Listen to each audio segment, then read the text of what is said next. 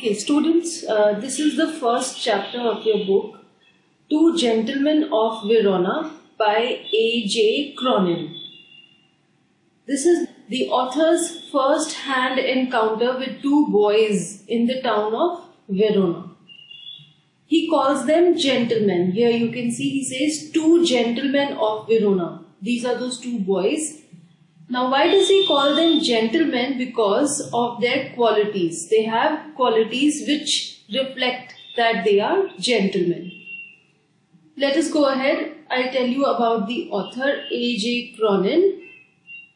His name was Archibald Joseph Cronin. He was a Scottish novelist and physician.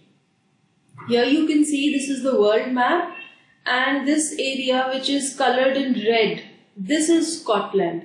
So this author A.J. Cronin belonged to Scotland. He was a novelist and a physician. He practiced medicine in Wales and in London. Cronin gave up practicing medicine and took to writing as a career. He wrote a number of novels and short stories, and among his best known novels are the books The Citadel, The Key of the Kingdom, and The Spanish Gardener. Some of his novels have also been made into successful films. This is the chapter. I'll read it out to you, and as I go through it, I'll discuss it also. As we drove through the foothills of the Alps, two small boys stopped us on the outskirts of Verona. Now over here, Alps is a mountain range in Europe. It passes through 8 countries. They are Austria, France, Germany, Italy, Liechtenstein, Monaco, Slovenia and Switzerland.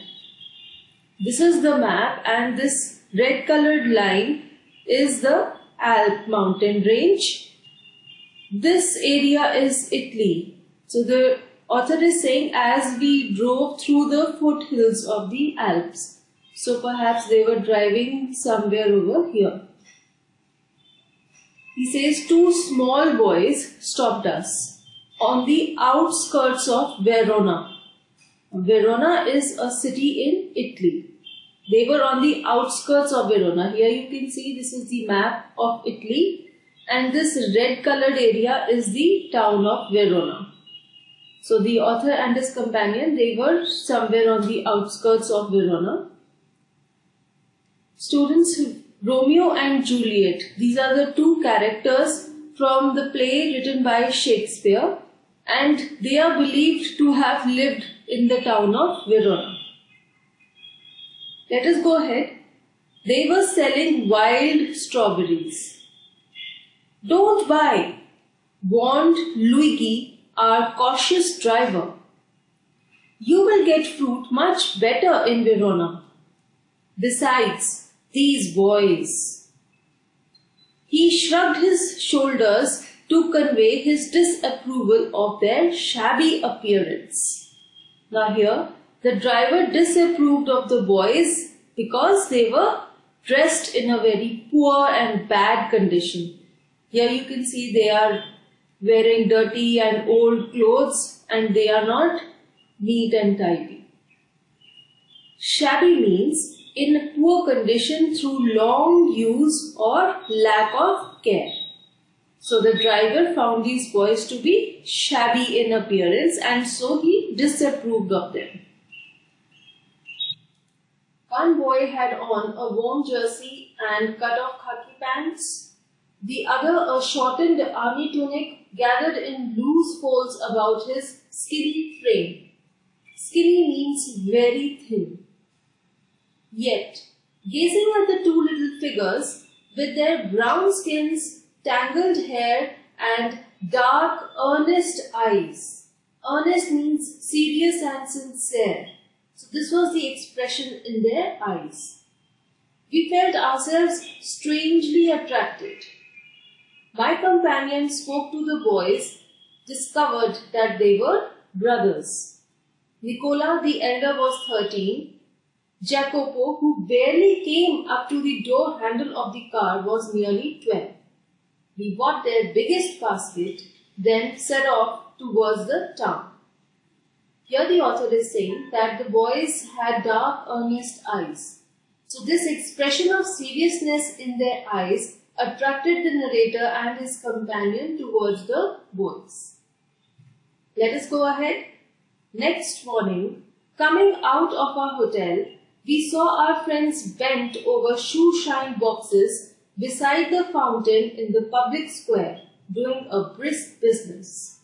So public square is basically the central place of the town, and over there they were sitting beside this fountain which was there in the center of the public square, and they were shining shoes in order to earn money.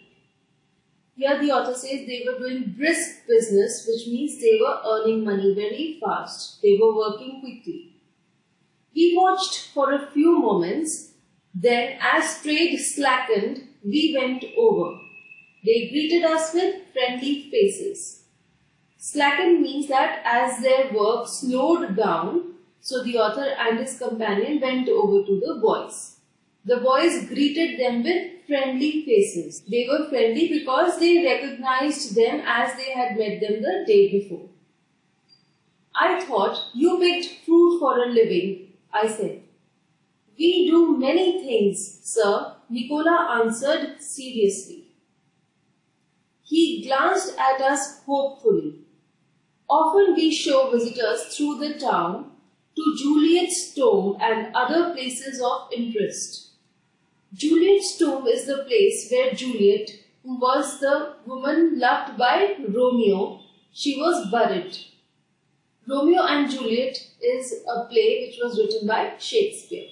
Here you can see this is the Juliet's tomb, which is a place of tourist attraction, and the boys say that they often take tourists to such places of interest.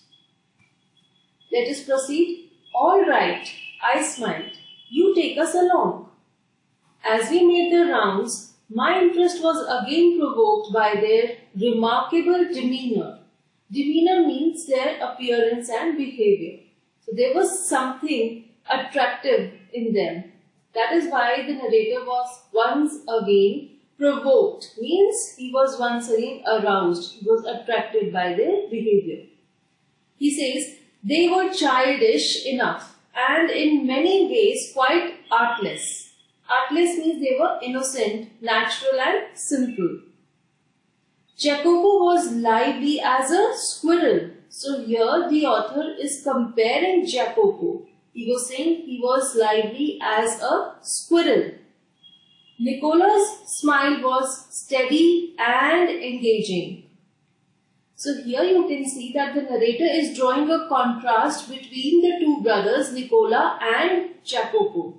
He says that Jacopo, who was a younger brother, was lively and quite childish.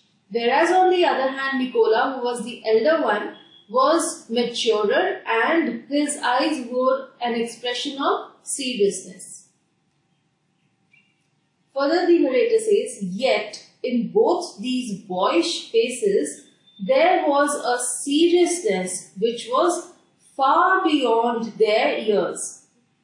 So this term, far beyond their years, means that although the two boys were childish, yet there was an expression of seriousness in their eyes.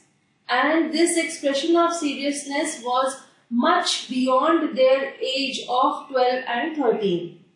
This showed that they had faced the harshness of life at a very early age. They had such experiences in life which a person usually has at a very later stage in life. And as these boys had faced all those things at such an early age, that is why there was an expression of seriousness in their eyes which was far beyond what children of their age usually have.